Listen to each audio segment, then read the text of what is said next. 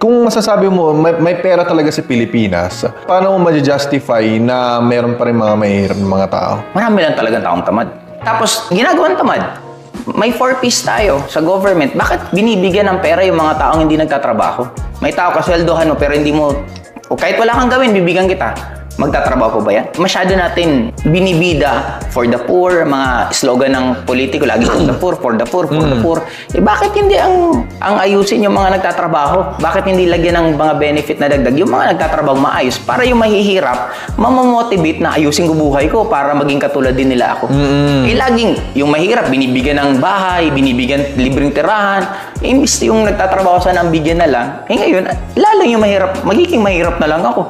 Inaalagaan pa ako ng politiko, binibigyan ako ng mga ganitong benefit, ganitong, yun. Ganun siya. So, ibig sabihin nun, tutol ka sa ganong strategy ng gobyerno? Paano matututo ang isang tao kung ibibaby mo?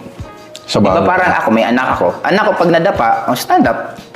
Yung noon na magulang, ay, kawawa, ganun. Ako hindi, pag nadapa, tayo. Hindi matututo ang isang tao kung ibibaby mo.